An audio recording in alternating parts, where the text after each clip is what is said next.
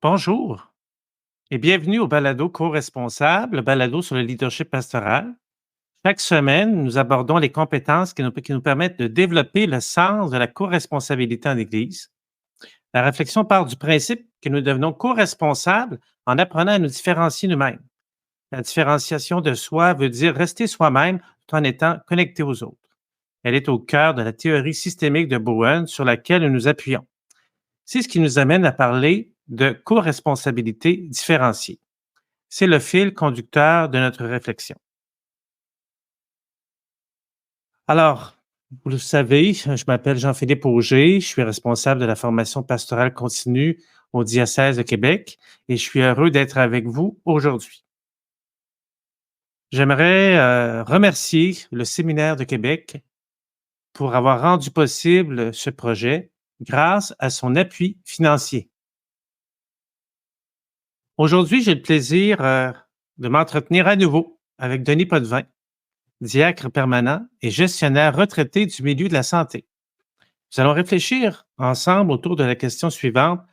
Comment faire place à une certaine objectivité durant les réunions en équipe? Alors, ceux qui ont vécu des réunions d'équipe, comprenez l'idée. Alors, si je ne me trompe pas, Denis, tu étais chargé d'une direction dans un hôpital. Alors moi, je connais pas très bien là, le système hospitalier, mais ce que je comprends, c'est que il y avait une équipe autour de toi quand même. Oui, ben moi, j'étais directeur des services techniques, donc pour l'IUCPQ, l'hôpital Laval, c'est mieux connu sous le nom d'hôpital Laval.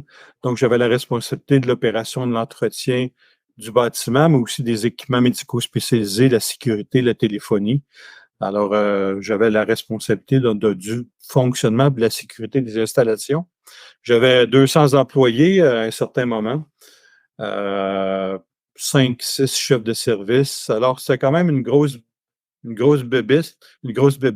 Ça marchait 24 heures par jour, 365 jours par année. Alors, fallait rester centré sur les objectifs en tout temps. Oui, c'est clair, c'est clair. Et donc, dans ce contexte-là, tu as eu à animer plusieurs réunions, puis des réunions qui n'étaient pas toujours évidentes, parce qu'il y avait des situations difficiles qui étaient portées à votre attention. Puis ça, ben, ça a provoqué une certaine tension dans le groupe. Puis, le danger, bon, on sait bien, comme responsable, c'est de se laisser prendre par l'anxiété générée par la situation, puis de réagir émotivement. Alors, le premier défi, est-ce que c'est pas d'apprendre à gérer sa propre réactivité émotionnelle comme leader? Alors, Ben, comment qu'on s'y prend? Comment qu'on fait ça? en fait, tu as raison, hein. Pour gérer l'anxiété des autres, il est préférable de gérer au départ sa propre anxiété. Ça, on fait juste amener à l'anxiété des gens. Les gens, lorsqu'ils sont inquiets, lorsqu'ils sont devant une situation avec laquelle ils savent pas par quel bout le prendre, ils ont besoin d'un leader, de quelqu'un qui rassure. Ça veut pas dire qu'on a toutes les réponses, évidemment. Ça veut dire ils savent qu'il y a quelqu'un avec qui ils vont être capables de marcher, puis d'arriver à trouver une solution à terme pour pouvoir résoudre la situation qui est sur la table. Alors, et ça demande d'être capable, en effet, de commencer à gérer sa propre anxiété parce que souvent, il y a des situations qui sont difficiles. Là. Bon, par quel bout on va les prendre, on ne sait pas trop comment que ça va se terminer, mais faut tenter d'objectiviser autant que possible les situations pour permettre d'avancer. Sans ça, ben, on risque de se replier sur soi-même et de sombrer dans l'inquiétude là, qui nous mène nulle part, hein, finalement. Ouais, c'est ça. Donc, toi, tu as employé un mot, tu dis objectiver une situation. Hein. Alors, on fait ça comment, là?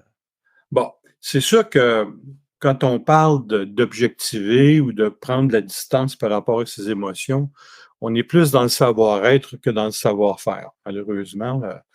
Mhm. Donc, il y a des chefs, moi j'ai connu des chefs de service qui étaient capables de faire ça naturellement, d'autres qui étaient plus proches de leurs émotions, puis je ne dis pas que c'est pas bon, hein, par ailleurs, ça a ses avantages, Mais dans Ouais. des On n'est pas situations. en train de dire que les émotions, c'est pas bon, là. Exactement. On Hein? n'est pas en train On de est en dire train ça. de dire non, c'est ça, on est en train de dire qu'il faut, à quelque part, gérer notre réaction émotive. Exactement. Alors, donc, on est plutôt dans le savoir-être que dans le savoir-faire. La gestion de situations anxiogènes, c'est habituellement plus facile pour les pragmatiques. Moi, je suis un pragmatique plutôt que pour les idéalistes. Idéalistes qui vont chercher à atteindre toujours des idéaux. Puis pour ce dernier groupe, ben, il faut qu'il mobilise beaucoup plus d'énergie pour être capable de prendre de la distance par rapport aux idéaux qu'il porte, pour aborder les situations d'une façon objective, mais c'est pas impossible, mais ça demande, pour ces personnes-là, ça demande beaucoup plus d'énergie. Euh, OK. Comment est-ce qu'on s'y prend concrètement? Ben, quelques trucs que je m'appliquais à moi-même. Euh, Ouais. je me rappelais tout le temps, puis je rappelais à mes chefs, parce que j'en avais des chefs de service qui étaient plus du côté émotif, que la réalité a fini toujours par triompher. Tu sais, il faut se donner une couple d'idées comme ça, de phrases clés qui nous permettent de reprendre contact avec la situation. Donc, je leur disais, écoutez, on peut bien déplorer ce qu'on veut, mais la réalité a fini toujours par triompher. Je peux souhaiter que la situation, les circonstances soient différentes, mais au final, il y a des choses que je peux changer, puis il y a des choses que je ne peux pas changer. C'est nécessaire de prendre conscience de ces choses-là. Donc, déjà de regarder la situation, puis de faire l'inventaire de ce qu'on peut modifier, de ce qui est à notre portée, de ce qui n'est pas à notre portée. Alors, c'est déjà une première étape dans l'objectivisation d'une situation. Ouais. Je me suis toujours négocié avec moi-même, ça, je continue de le faire aujourd'hui, ce que j'appelle une zone de refuge. C'est-à-dire que si la situation évolue ou les circonstances évoluent dans un sens que je n'avais pas prévu, si la proposition que je peux avoir faite à mon groupe ou à un client, là, parce que j'avais des directions clientes, donc si ma proposition n'est pas retenue, quelle va être ma position? Quelles vont être mes prochaines actions? Tu sais, je me négociais toujours avec moi-même une zone de refuge. Je me disais, si ça ne fonctionne pas, où est-ce que je m'en vais? Tu sais, pour ne pas tomber dans la colère, dans la déception, mais rester dans l'action. Donc, je détermine d'avance avec moi-même qu'est-ce que je vais faire si ça ne fonctionne pas. Ça, c'est une autre bonne façon, je pense, de sortir de l'émotion pour rentrer dans ce qui est objectif. Oui, puis je t'écoute parler, là, puis c'est beaucoup de tenir compte de la réalité, Exactement. le plus possible, puis d'accepter la réalité telle qu'elle est. Et puis Oui. c'est déjà ça, peut-être, une preuve de responsabilité, là, hein. Oui. C'est-à-dire que de ne pas jouer à la victime, comme tu disais toi-même, de ne pas se dire, ah ben, tu sais, de ne pas déplorer la situation, mais de reconnaître la situation telle qu'elle est. Oui. Puis, c'est déjà une marque de responsabilité que de reconnaître le réel tel qu'il est. Oui. Puis tu sais, je disais aussi à mes chefs, si l'anxiété pouvait régler quoi que ce soit, ça ferait longtemps que la Terre, c'est le paradis terrestre. Ah, OK. Et l'anxiété, ça ne règle rien. Non. Faut se S'il y a mettre une dans la. chose, c'est que ça raccourcit les jours. Oui, exactement. Bon, finalement, entre autres trucs, bon, il y en a plusieurs, mais là, je cite je nomme les principaux. Je prenais le temps d'écouter tout le monde. Pour parler en dernier, je me faisais toujours le devoir de faire une synthèse de ce que j'avais entendu pour m'assurer que j'avais bien compris. Et puis, je proposais, évidemment, j'avais un rôle de directeur, donc ça me revenait à la fin, là. Puis, en proposant, après avoir fait cette synthèse-là, d'avoir écouté tout le monde, donc en proposant une direction pour continuer d'avancer, pour obtenir le consensus de tout le monde, puis de décider, ben, qu'est-ce qu'on va faire à partir de maintenant? Une fois qu'on a écouté tout le monde, puis qu'on a mis toutes les facettes du problème sur la table, où est-ce qu'on s'en va? Alors là, je prenais le temps de bien écouter, de synthétiser, puis de proposer quelque chose. Puis c'était ouvert à la discussion.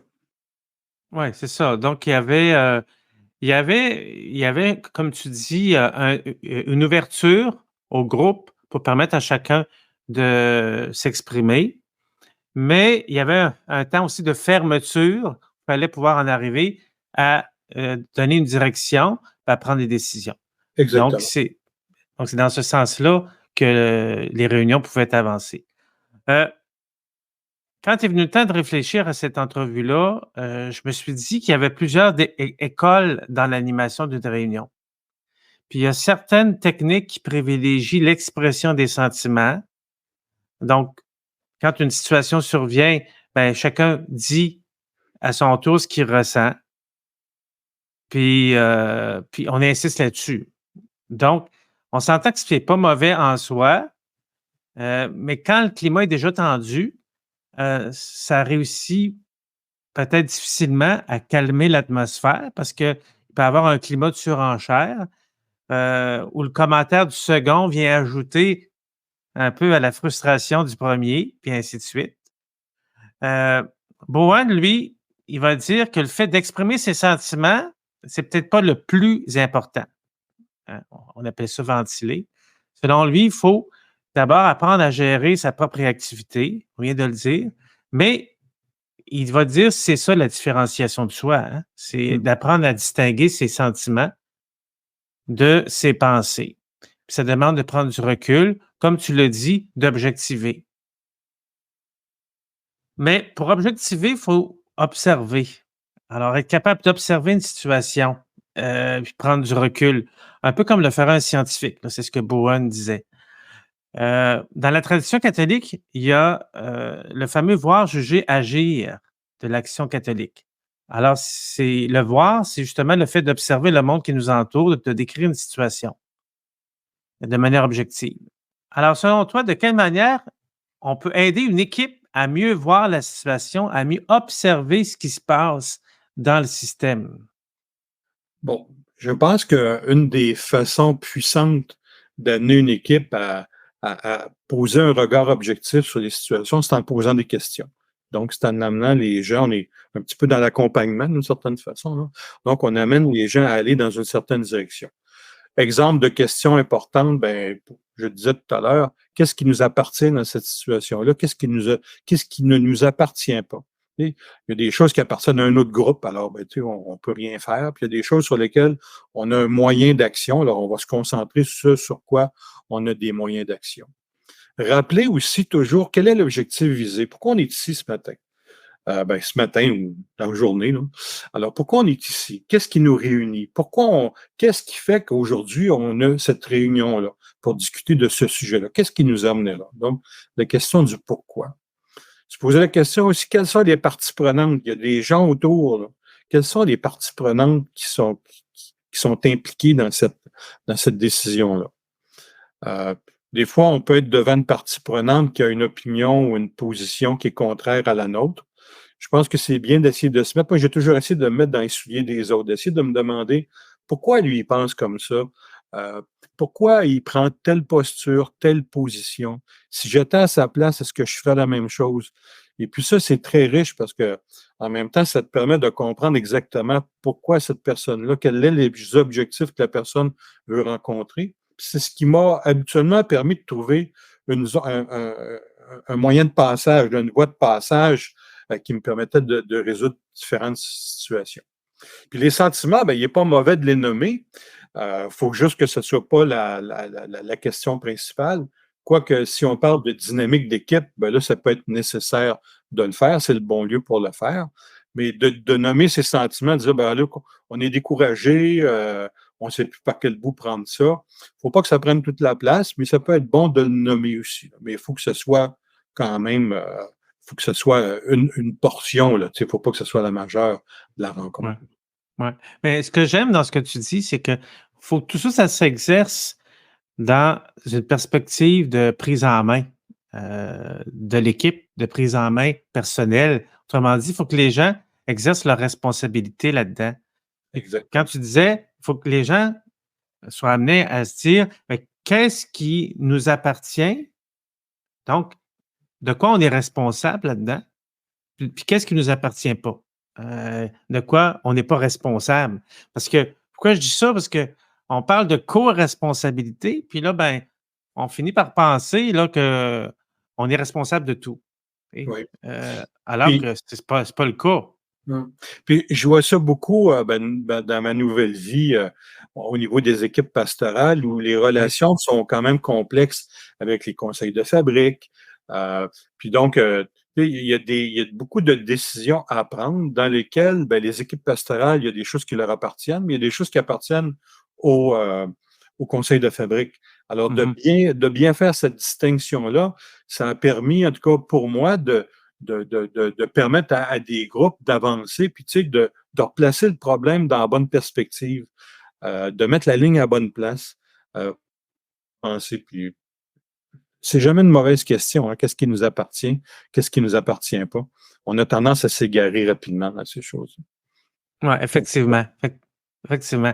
Puis, c'est pour ça que une autre chose sur laquelle Bowen insiste beaucoup, il va parler des faits, puis il va dire, ben, faut se mettre à la recherche des faits. Parce qu'il va dire les faits fonctionnels, il appelle ça comme ça, les faits fonctionnels, c'est ce qui permet au système de fonctionner.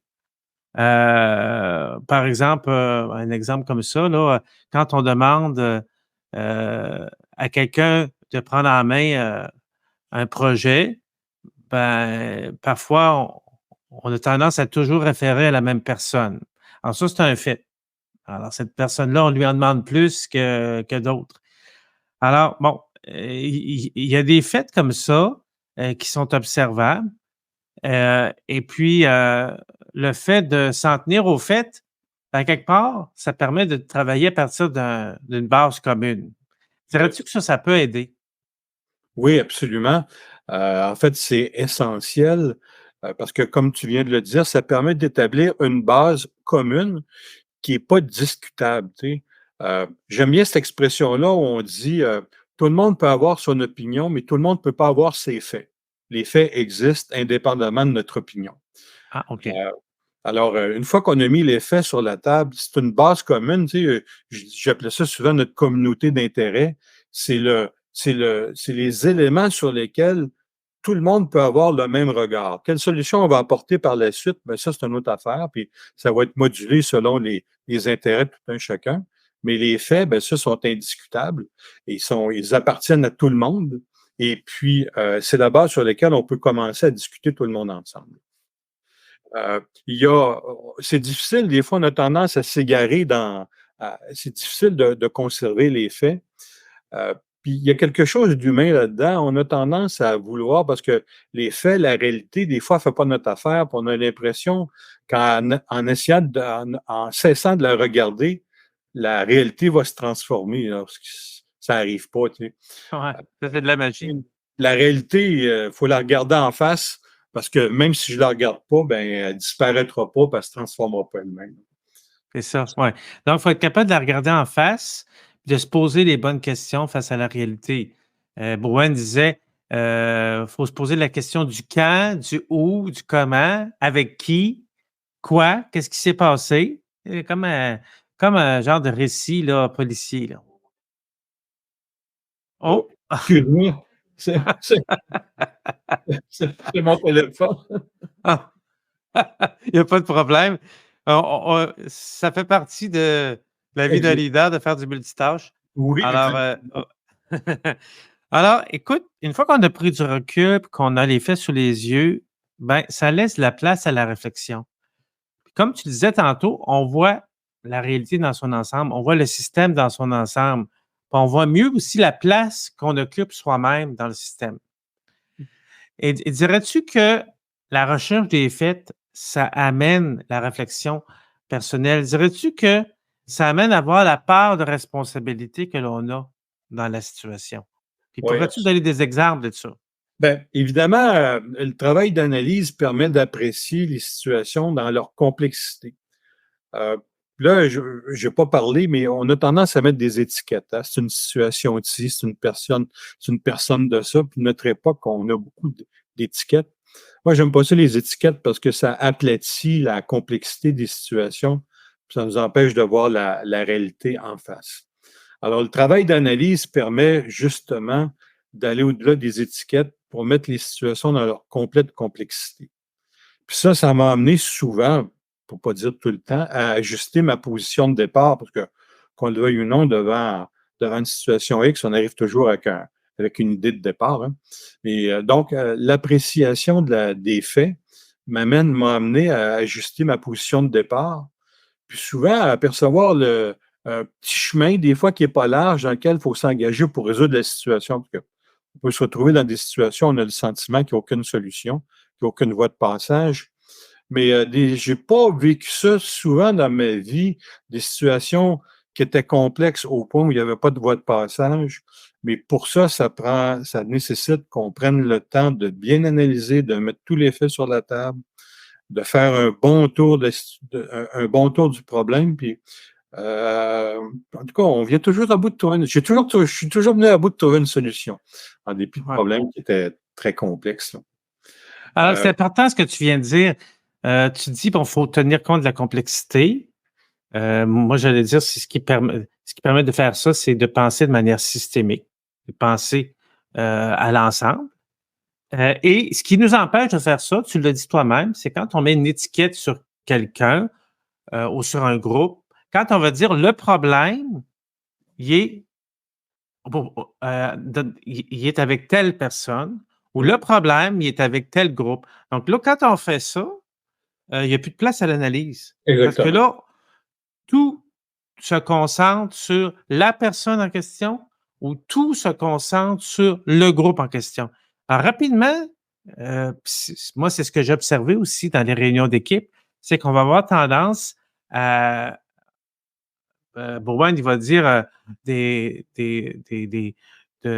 blâmer quelqu'un ou bien de blâmer un groupe. C'est-à-dire, si ça ne fonctionne pas, c'est à cause de telle personne. Si ça ne fonctionne pas, c'est à cause de tel groupe. Alors, il faut comme sortir de ça pour être capable de sortir de notre propre réactivité pour être capable d'analyser la situation de manière plus objective. Oui, parce qu'une étiquette, c'est désastreux, c'est dévastateur. Parce que c'est un frein que je m'impose à moi-même pour ne pas analyser correctement la situation ou la posture, la position d'une personne. Écoute, moi, j'ai fait affaire avec des milliers de personnes dans ma vie professionnelle, puis pour employer des gros mots, là, des imbéciles, je n'ai pas rencontré tant que ça, là. J'en Mhm. ai vraiment pas rencontré beaucoup. Des gens qui avaient des positions différentes de la mienne, oui, ça, je l'ai rencontré en masse. Mais il y avait absolument des bonnes raisons pour. Puis il y avait, on va dire, comme je disais, eux autres aussi, il y avait leur patron, il y avait leurs objectifs, il y avait leur réalité avec laquelle il fallait composer, qui était une réalité qui était différente de la mienne. Ça a toujours été gagnant de tenter de comprendre pourquoi cette personne-là était dans cette posture-là, avait cette position-là, quels étaient les objectifs qu'il avait à rencontrer, c'est quoi que son boss s'y demandait. Ça a toujours été gagnant. Puis c'est ce qui m'a permis continuellement de trouver des solutions, des voies de passage dans des situations qui étaient autrement difficiles. Euh, Donc, faut faire confiance à quelque part aux personnes qui nous entourent. Il faut faire confiance à quelque part aussi au processus de réflexion dans lequel on est engagé. Puis il faut faire confiance que, à quelque part, à force de scruter la réalité, ben, le réel va nous ouvrir des voies de passage, comme tu dis, toi-même. Puis on va pouvoir passer ensemble là, sur l'autre riz. oui, j'aime bien aussi la mention que tu as faite par rapport à notre part de responsabilité. J'aime bien les maximes. Alors, je disais souvent, Oui. si je ne fais pas partie de la solution, c'est peut-être que je fais partie du problème. Alors, tu sais, Ouais. faut être capable de reconnaître sa juste part de responsabilité dans la solution, puis parfois aussi dans le problème. Des fois, à cause de nos pratiques, à cause des orientations qu'on a prises, ça peut constituer un obstacle à faire avancer les choses. Faut avoir le courage et l'honnêteté de reconnaître que parfois, on a à s'ajuster aussi dans des situations. Il faut avoir ce courage-là. Oui, je pense que tu as mis le doigt sur quelque chose d'important, là. D'avoir, c'est l'humilité de reconnaître que, ben, on a peut-être quelque chose à travailler soi-même. Il faut travailler sur soi. Puis Oui, que c'est en travaillant sur soi qu'on peut le mieux contribuer au travail que l'on fait en équipe. Parce que si on absolument. n'accepte pas de travailler sur nous-mêmes, comme tu dis toi-même, ben, ça va devenir difficile. Absolument. Écoute, merci beaucoup, Denis. Alors, je rappelle notre question de départ, c'était comment faire place à une certaine objectivité durant les échanges en équipe. Alors, grâce à toi, Denis, on a pu aller plus loin parce que on sait bien que les réunions en équipe, c'est souvent la bête noire de la vie pastorale. Et justement, parce que on arrive parfois difficilement à gérer les situations tendues dans une équipe. Et je pense que tu nous as aidés à réfléchir sur notre propre façon de réagir, sur la manière de gérer nos réactions au sein d'une équipe. Puis aussi, tu nous as montré des trucs. Tu nous as montré un peu comment tu procédais. Et puis ça peut nous aider dans des situations plus difficiles parce que, comme tu l'as dit toi-même, c'est trop facile de mettre une étiquette, c'est trop facile de mettre le problème sur un tel ou une telle. Vaut mieux s'en tenir à la réalité, s'en tenir aux faits. Puis de Oui, cette manière-là, ça nous permet d'aller plus loin. oui. Alors, merci encore, Denis, pour nous avoir aidé à faire un bout de chemin. Et si vous avez aimé le balado, alors je vous invite à vous abonner sur YouTube ou sur notre page Facebook. Et si vous êtes du diocèse de Québec, vous pouvez aussi vous abonner à la communauté d'apprentissage sur laquelle il y a des contenus supplémentaires. Et en votre nom, donc, j'aimerais encore remercier Denis pour sa venue. Et merci d'avoir pris le temps d'écouter ce balado. La semaine prochaine, nous allons poursuivre la réflexion sur la manière dont on peut gérer positivement euh, les défis que nous rencontrons au sein de nos communautés, de nos équipes. Merci encore. Salut, Merci Denis. beaucoup, Philippe. Bye.